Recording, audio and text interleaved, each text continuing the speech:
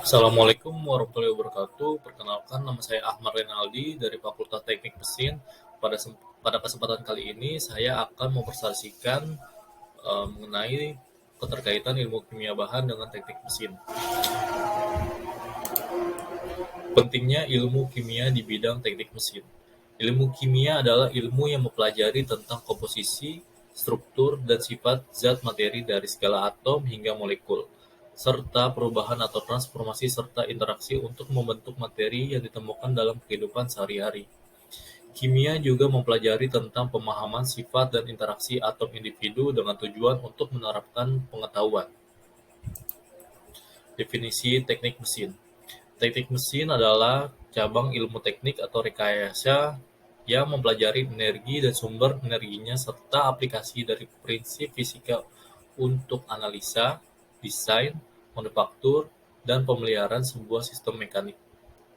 Teknik mesin merupakan salah satu bidang ilmu keteknikan yang dapat memberikan peluang besar untuk mewujudkan industri mesin baik dalam hal maintenance dan repair.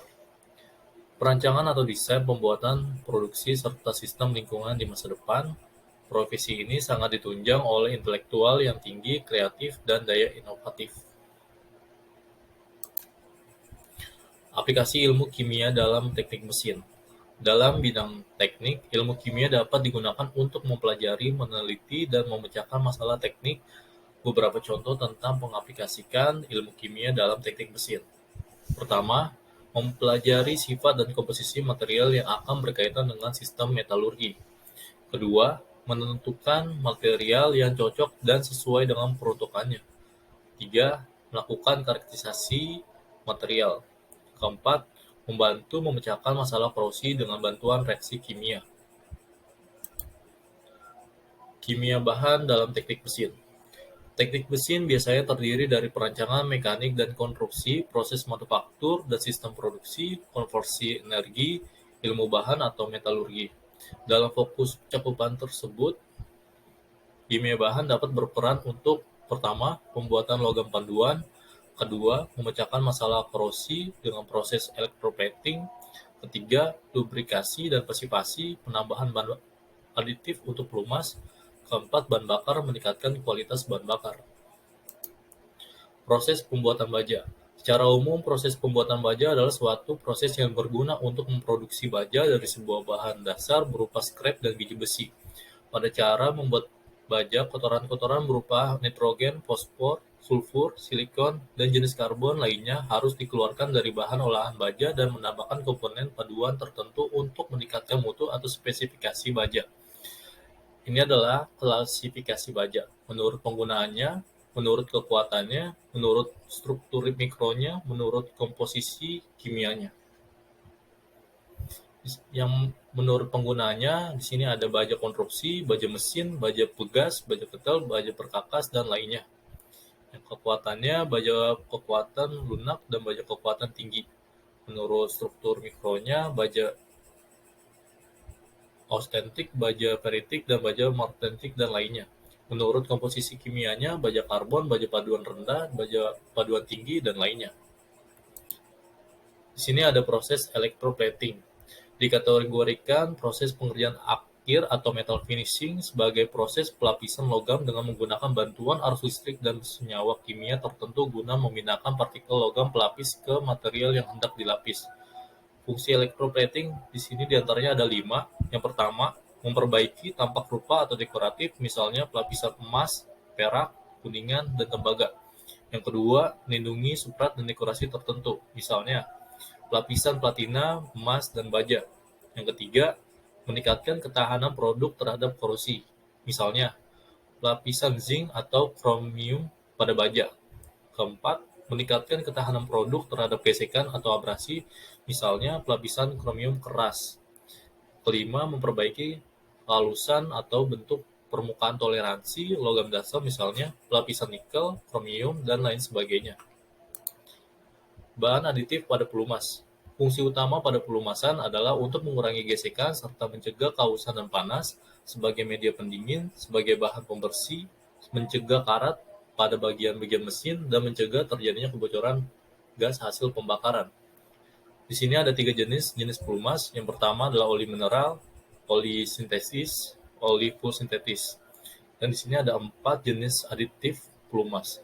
Engine performance, full handling, full stability, dan contaminant control. Bahan aditif yang biasanya digunakan untuk meningkatkan kualitas pelumas antara lain, ZDDV biasanya juga mengandung kalsium yang berfungsi untuk melindungi dari kondisi di bawah tekanan yang ekstrim atau dalam situasi performansi yang berat. Aditif ZDDV ini dan kalsium juga ditambahkan untuk melindungi pelumas motor dari gangguan oksidasi atau mencegah terbentuknya kotoran dan pernis. Molybdenum. Beberapa aditif pelumas jenis ini diklaim dapat mengurangi gesekan, ikatan dengan logam, atau memiliki sifat anti-aus.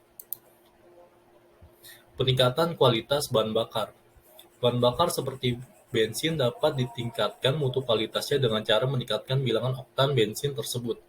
Bilangan oktan menyatakan banyaknya kandungan isotanah dalam bensin. Semakin besar kandungan isotanah, maka semakin besar bilangan oktannya dan semakin baik mutu bahan bakar tersebut.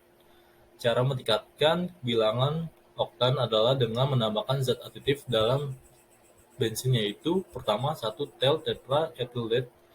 Tel adalah zat aditif yang dapat meningkatkan bilangan oktan pada bensin. Namun bahan ini mengandung timbal baby yang merupakan polutan beracun. Yang kedua, MTBA, methyl tertiary butyl ether, merupakan zat aditif yang dapat meningkatkan bilangan oktan pada bensin dan lebih ramah lingkungan. Zat aditif oktan booster, komponen dari senyawa yang digunakan untuk meningkatkan angka oktan dari bahan bakar dan sekaligus sebagai komponen anti ketup. Dan di sini adalah kesimpulannya. Pentingnya ilmu kimia bahan juga bisa mengenai bidang permesinan, yaitu pertama, sifat teknologi. Sifat suatu bahan yang timbul dalam proses pengolahannya. Sifat ini harus diketahui terlebih dahulu sebelum mengolah atau mengerjakan bahan tersebut.